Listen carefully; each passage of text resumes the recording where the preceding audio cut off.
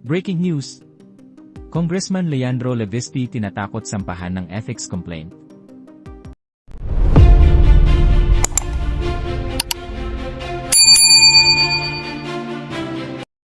Umani ng matinding reaksyon ang posibilidad ng ethics complaint laban kay Batangas 1st District Representative Leandro Levisti, matapos maglabas ng diretsahang pahayag si former COA and COMELEC Commissioner Attorney Rowena Guanzon na tahasang kumukwestiyon sa motibo sa likod ng reklamong ibinabandera ng House Public Accounts Chairperson na si Terry Ridon.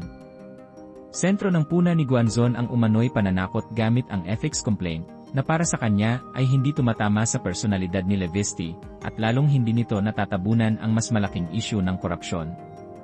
Sa pahayag na ito, malinaw ang diin ni Guanzon, hindi pera oposisyon ang leverage laban kay Levisti, kundi ang sistema mismo ang tila nasisindak sa mga ibinubunyag. Para sa kanya, kakaiba umano ang lohika ng pananakot kung ang tinatarget ay isang mambabatas na may sariling yaman bago pa man pumasok sa gobyerno, kumpara sa mga politikong yumaman lamang matapos maluklok sa kapangyarihan. Ang reaksyong ito ay bahagi ng seri ng kanyang Facebook posts na pumupuna sa double standard. Kapag humihingi ng ebidensya ang mga kritiko, dapat maglabas, kapag may inilabas, kinukwestiyon, kapag may patunay sa pinanggalingan, biglang unethical ang proseso. Sa huli, ang binibigyang diin ni Guanzon ay hindi lang ang issue ng ethics complaint, kundi ang kredibilidad ng sistema na gumagamit nito. Para sa kanya, kung ang ethics ay nagiging sandata laban sa naglalantad, habang ang mga tunay na nakinabang sa bilyon-bilyong pondo ng gobyerno ay nananatiling ligtas, malinaw na may mali sa direksyon ng usapan. Nakakabahala po yung ulat po nung pong mga DPWH personnel, kung saan sinabi ho talaga nila roon na parang sapilitan yung pagkuha po ng mga files mula po sa DPWH office, sa office po ni Undersecretary Cabral, ni Congressman Leandro Levisti. So, yun yung unang malaking usapin. So, we'd like to get more information about that. So, yung pong mga nagsalita ng mga kawani, pwede yung imbitahan yan doon sa ethics complaint na pwede yung sampa na kay Congressman Levisti. At pangalawa at mas mahalaga, yung pong paulit-ulit yung sinasabi na meron siyang authority to obtain the files.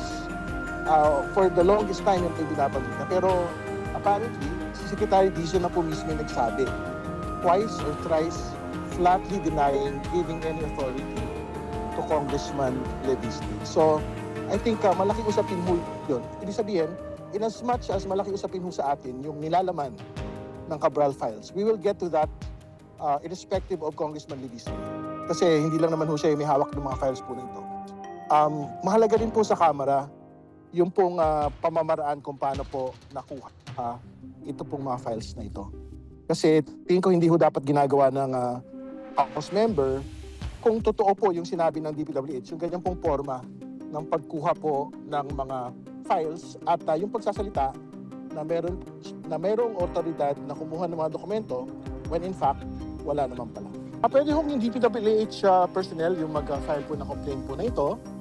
Pwede rin po na siyempre yung mga kababayan ho natin na talagang interesado sa usapin po na ito.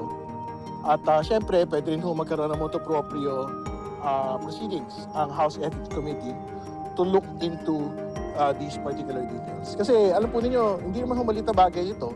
This involves a sitting congressman, this involves a dead DPWH Undersecretary at the center of the flood control controversy, at merong actual na insidenteng nangyari, di ba? On particular obtaining of documents na supposedly might involve a range of personalities. So, kumbaga, there is real public interest, not just on the documents itself, but on the manner by which the documents had been obtained.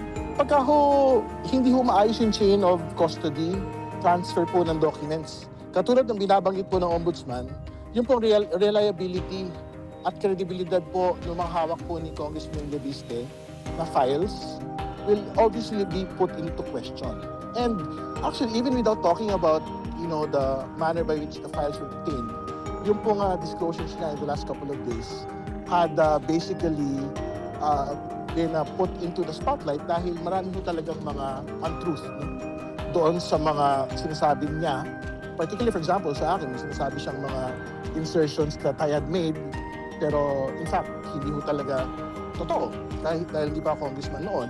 More importantly, may mga patay ng mga kongresista katulad ni former Congressman Hagedorn, former Congresswoman Panotes na nandoon supposedly sa listahan niya, pero mga patay na ho. So ibig sabihin, the question is how can they actually make insertions? No? So, kumbaga, the credibility of the document and the credibility of Congressman Luis is basically at stake here. No? And katulad nga ako na binabanggit ng ombudsman na nga, pagka ako ganyan yung proseso, parang may problema no sa talagang kredibilidad. Ito pong pagsasabi po ni Congressman Luis.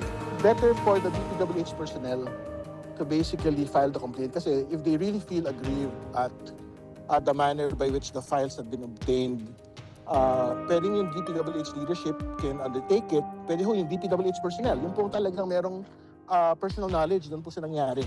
Diba? If they actually wanted to honor the memory of Yuse Cabral, na dapat hindi siya ginagamit sa ganito pong tipo ng I guess malicious disclosures no, of government documents.